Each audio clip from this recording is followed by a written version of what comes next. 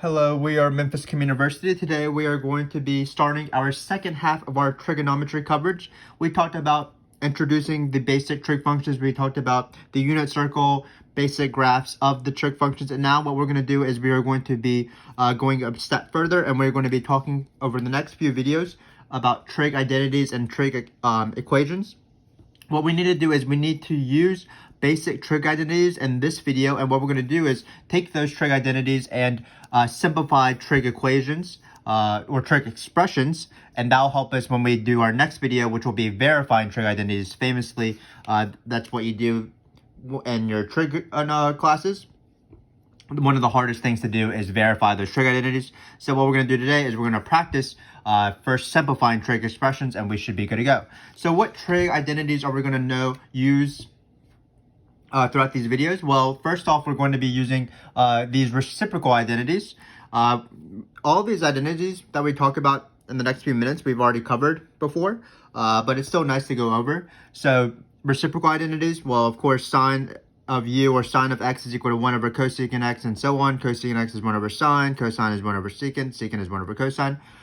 This is a good strategy to do because one of the strategies that we're going to use quite often is changing all of our trig functions to be in terms of sine and cosine. So that's going to be used right here and here. And we're going to look for opportunities to use these reciprocal identities. Another identity that's pretty common and one that you want to instantly apply once you see it is that sine of the complement of an angle is equal to the cosine. You can prove this using SOHCAHTOA, for example. But basically, if you have of the complement, in order to find that, you either add a if that trig function already has a or you take it away. That's why they're called cofunctions. So cosine of the complement is sine. Sine of the complement is co. So you either add the prefix co or you subtract the prefix co. Same thing with tan and cotan. Cotan and tan, secant and cosecant, and cosecant secant. So that's cofunction identities. Then we are going to talk about our Pythagorean identities. These come from the unit circle. Why they're Pythagorean? Because it's a squared plus b squared equals c squared. So this comes from the unit circle. This one comes from dividing these last two come from either dividing everything by cosine squared or dividing everything by sine squared, and you'll be able to get these. For example, if you divide everything by cosine squared, I think you get this one. If you divide everything by sine squared, I think you get this one. So we're going to use these quite often when we see squareds, of course. Even and odd, we're not going to use as often, but we've talked about them before. Sine and cosecant, tangent, and cotangent are odd functions, so that when you take the those functions for a negative angle, you'll get this negative of the actual trig function.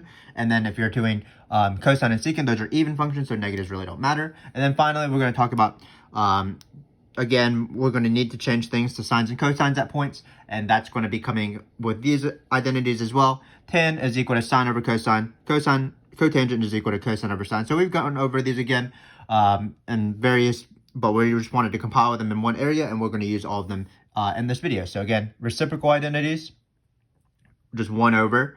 Cofunction identities on complements. Pythagorean identities involving squareds, and then quotient identities to write tangent as sine over cosine and cotan over cosine over sine. So we should be good to go to start with this worksheet here. So what we're going to try to do is we're going to try to do some things we've done already in the past, but instead of using the unit circle or instead of using triangles, we're just going to use those identities that we sort of talked about briefly, because that's the point of this video. So in this case, what we're going to do is we're going to use the fact that cosecant of x is equal to -5/4 and tangent of x is less than 0 to find the values of all 6 trig functions. So that's going to be our goal here. So of course we have, let's just list them out: sine of x, cosine x, tan x, and then we're going to list out the reciprocals. So cosecant x, that one's actually very easy, of course, that's given, -5/4, nothing to do there. Then we're going to have secant x, which is 1 over cosine, and then we're going to do cotan x. So which of these other 5 are easy, in my opinion? Well, I think sine is going to be the easiest one because we have the reciprocal identities. Sine of x is equal to 1 over cosine of x. Cosecant of x, sorry. So what's 1 over this? That's 1 over -5/4 is -4/5. So that's good to go. And then what we're going to do is we're going to use our Pythagorean triple, because that's the identity that involves sine and cosine. Sine squared plus cosine squared equals 1. So we're going to use that algebraically to find this cosine of x. So it shouldn't be too bad. So we're going to have negative 4/5 squared, because this is sine of x squared, plus cosine squared x is equal to 1. That's the theorem. Sine squared plus cosine squared equals 1. One of the only identities that I actually remember once everybody learns this. And then notice that this is going to be a nice little Pythagorean triple. So it's going to be cosine squared x is going to be 3/5, because it's 3, 4, 5. 4/5 squared plus 3/5 squared is equal to 5/5 squared, or 1. And we do have to choose which one we want. Keep in mind, this is we already found this. It's 9/25. Sort of skipping things, but this is 16/25, 9/25, and then you get 25/25. So what is cosine of x? Well, that's going to be the 3/5. That's why it's good to not skip steps. But keep in mind, when we take the square root, we do need to choose whether we want the positive or the negative.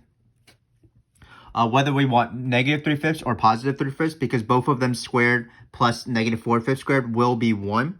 So let's think about which one we want to do, and it's based off this fact right here. Tangent of x is less than 0. Well, how does tangent of x relate with sine and cosine? Well, tangent is sine over cosine. So if we want tangent of x to be less than 0 and sine is already negative, we want to choose the positive 3/5. Because then you'll have a negative over a positive, and that'll give you a negative. So we're not going to choose the negative in this case. We're going to choose the positive. So it's going to be 3/5 for cosine.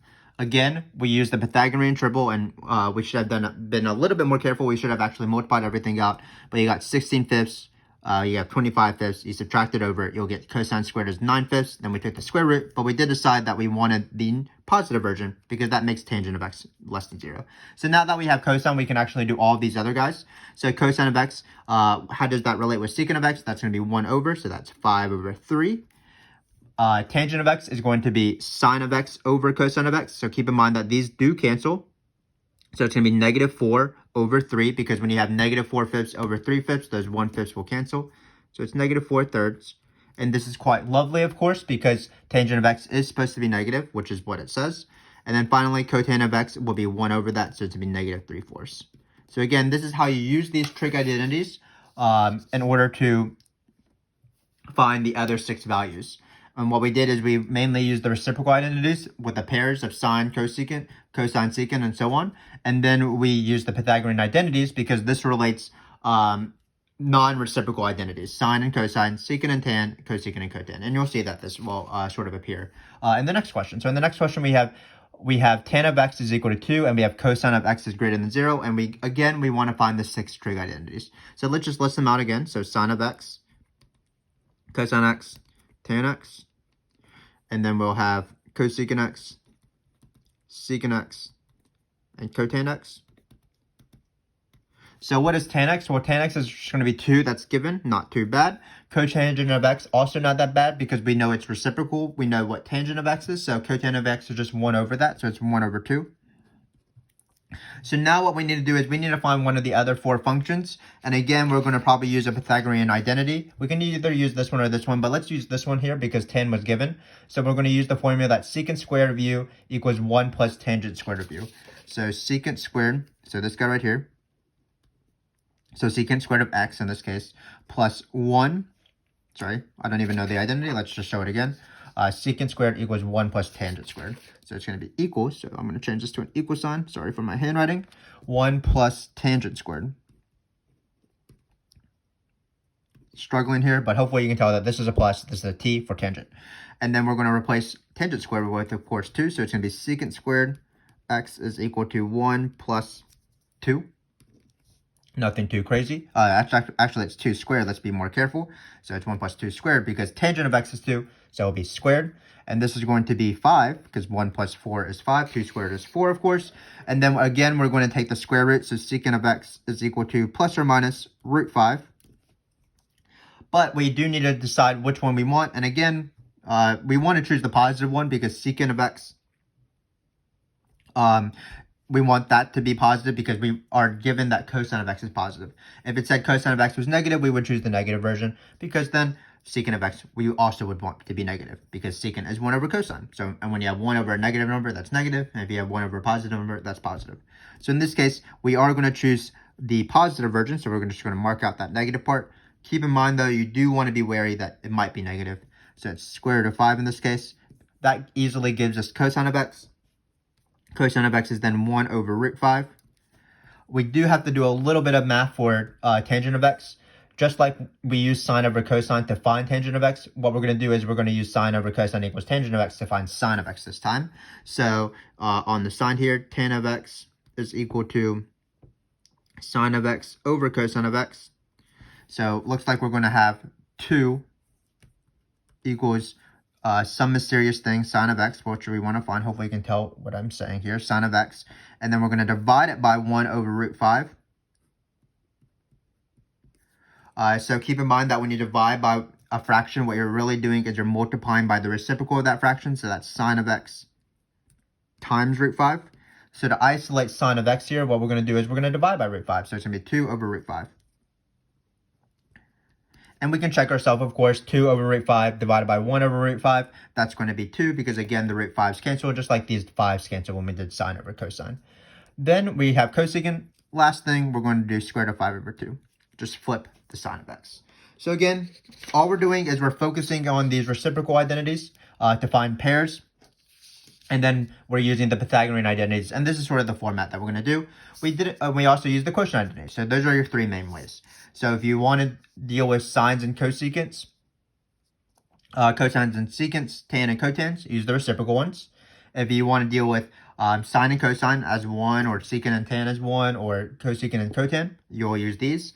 And then if you want to express tan as cotan using sines and cosines, you'll use our quotient. So let's see how that works. So now what we're going to do is we're just kind of simplify a list of trig identities, even on towards the back here.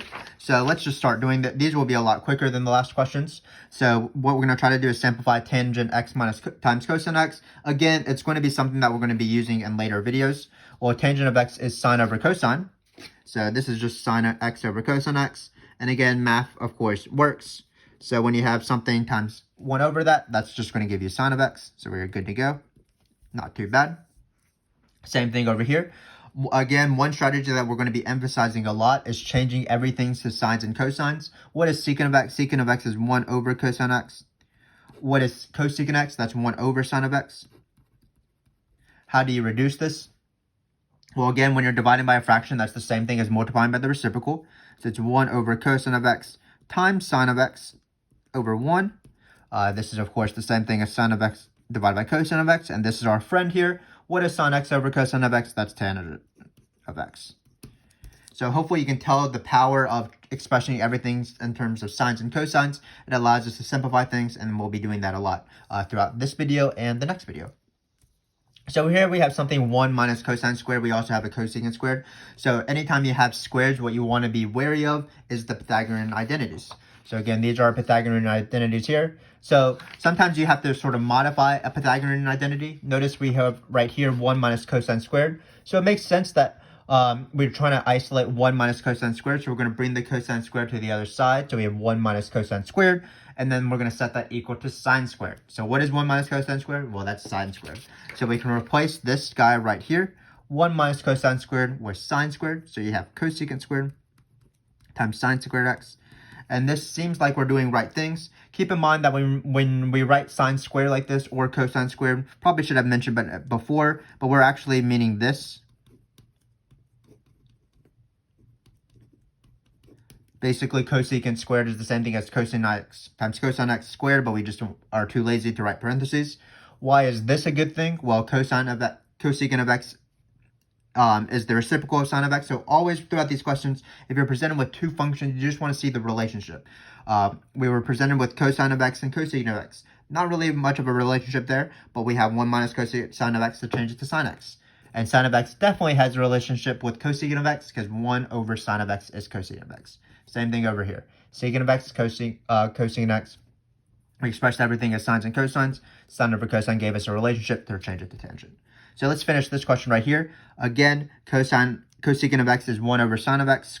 So that's going to be 1 over cosecant of x squared times sine of x squared. Well, once you multiply this by this, sorry, I wrote this wrong. So this is sine of x. Sometimes we make mistakes when we do these, but usually you can catch them because of the way the relationships works. Wouldn't make any sense for cosine of x to be here, cosecant of x to be here, because we want sine of x. So these will cancel. So when you have 1 over sine of x squared times sine of x, these are going to cancel. You have 2 sine of x's. You have 2 sine of x's basically. If you want, you can write this as 1 over sine of x squared, and then sine of x, sine of x, sine of x, sine of x. Using the word sine of x too much, this is definitely going to be 1. So again, a nice little way to simplify this little guy. So this time we're confronted with something that looks like this, cosine of the complement of the angle. Again, this is the complement of the angle, 90 degrees, pi over 2 minus x. So anytime I see one of these, what I do instantly is I think about these cofunction identities. These are one of the things I deal with the most because it's so much easier to change this thing to be in terms of this, or this guy in terms of this guy's in terms of this.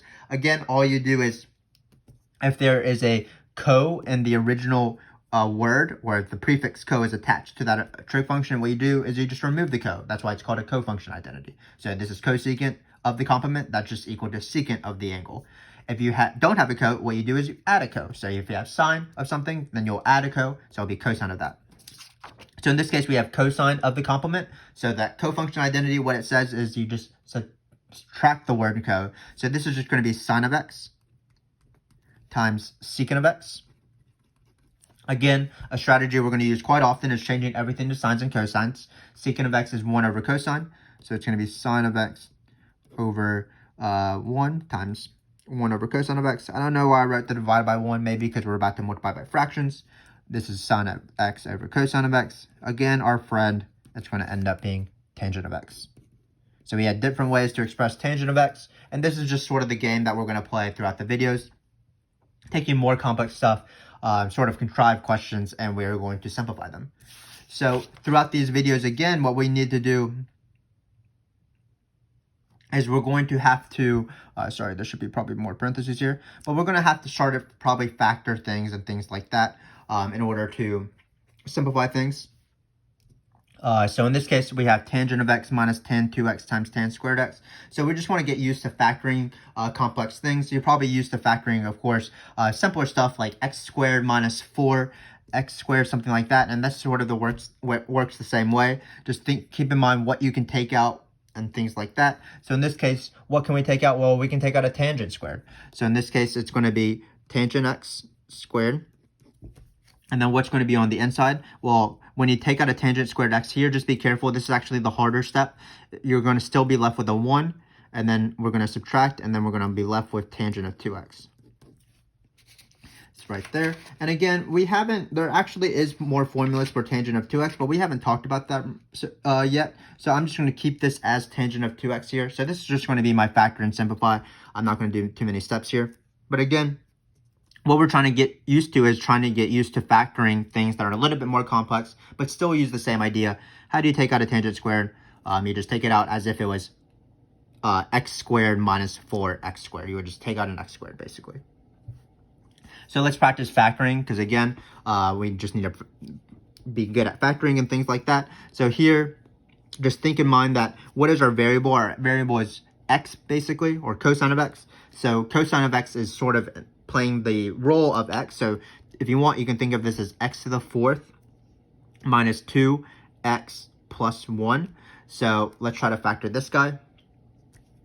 We can maybe factor them without cosine on the side, and then we'll factor it with cosine. So it's going to be x to the 4th minus 2x plus 1.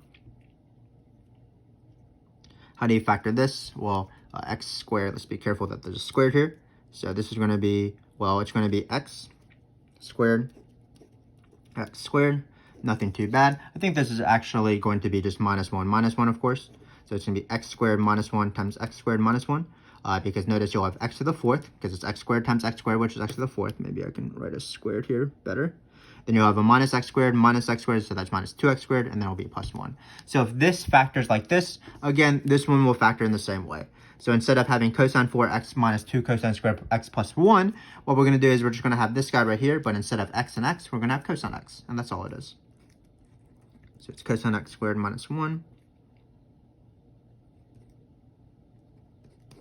times cosine x squared minus 1. And we can actually simplify this a little bit because we have squares now. And then we can use our Pythagorean triples. So we have Pythagorean identity here. So what would be cosine of squared x minus 1? Well, if you bring the minus 1 over and you bring the sine squared over, cosine squared x minus 1 will be negative sine squared x. So this will be negative sine squared x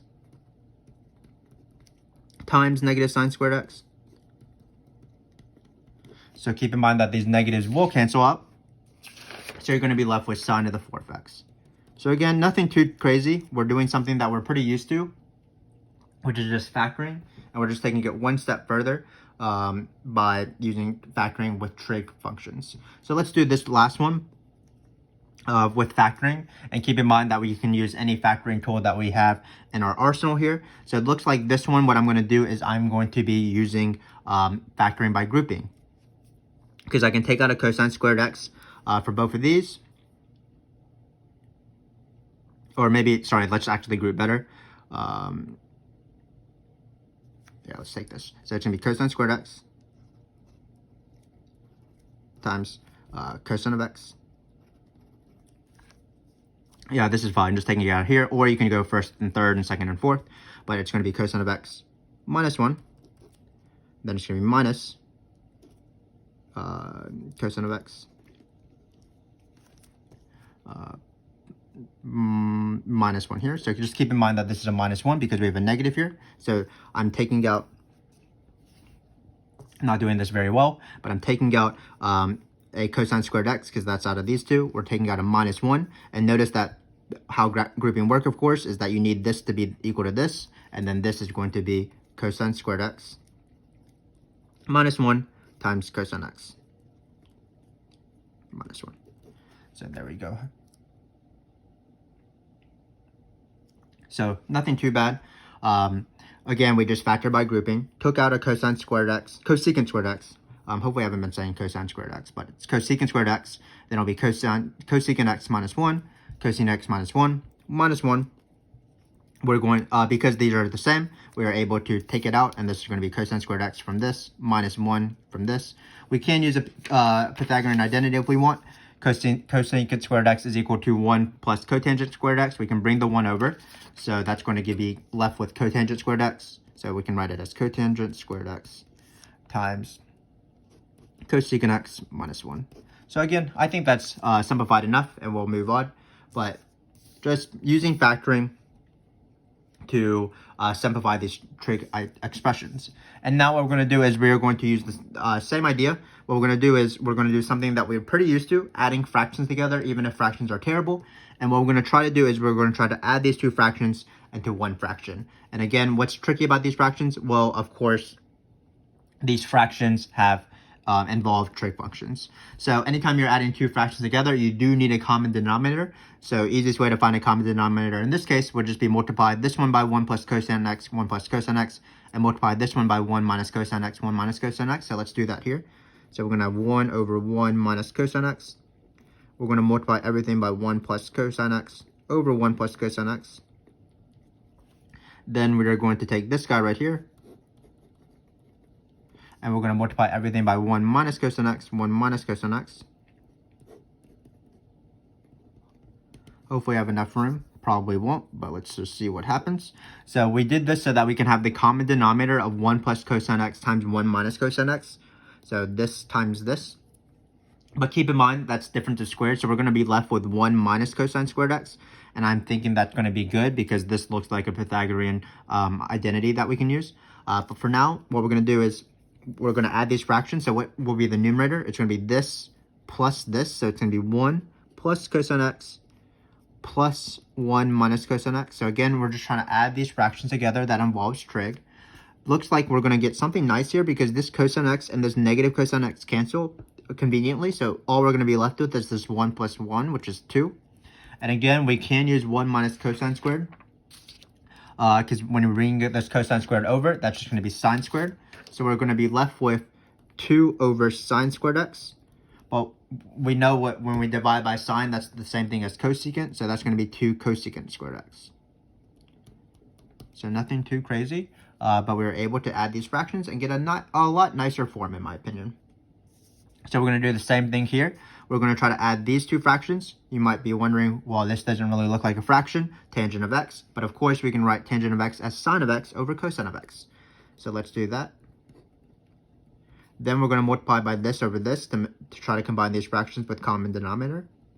So it's going to be this over 1 plus sine of x. So that's the first fraction times this to get this common denominator. Then we're going to take cosine of x and multiply it by cosine of x over cosine of x to get, again, the common denominator.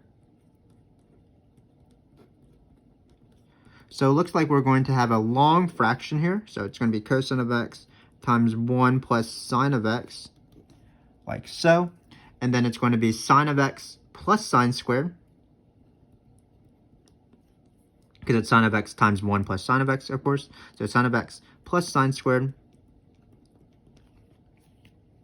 Then looks like we have cosine of x times cosine of x, so that's plus cosine of x squared, cosine of x times cosine of x. And we should always be wary when we have sine squareds and cosine squareds. That, of course, is 1. And that's crazy miracles happen because sine squared plus cosine squared is 1. Sine of x, so this was all just sine of x plus 1. But this will obviously cancel out with this, so you're going to cancel these out. So we're only left with 1 over cosine of x. And again, we can simplify that. That's just going to be secant of x. And we are good to go. So again, just practicing adding these fractions. And once we added these fractions, because of the way the question is constructed, because of the way these trig identities sort of relate to each other, using these identities, it looks like we were able to simplify and we were able to get all the way down to secant x. So one last thing that we're going to do, because it's going to be useful in future questions, is that we don't like sums and differences in the denominator because we're not allowed to split them out. You're not allowed to split out fractions when it's of the form a divided by b plus or minus c, but you can split up when it's in the numerator because it's a plus b over c is equal to a over c plus b over c. That's just a normal fraction rule. So sometimes when we have these sums in future videos, what we're going to try to do is we're going to try to eliminate the sum and difference from the numerator and try to put it in the, from the denominator and try to put it from the numerator. And what we're going to do is we're going to do a pretty common math strategy that you might have seen before when you're doing complex conjugates or when you're trying to radicalize a denominator. What we're going to do is we're going to multiply by the conjugate. So here, when we have sine squared of x over 1 minus cosine of x, what we want to do is we want to multiply by 1 plus cosine of x, in the hope that we're going to able to get rid of this difference in the denominator. But when you multiply by 1 plus cosine of x, of course you can't just arbitrarily multiply by stuff, so we do need to multiply by 1 plus cosine of x over 1 plus cosine of x. Looks like in the numerator we're going to get sine squared of x times 1 plus cosine of x. That's all good.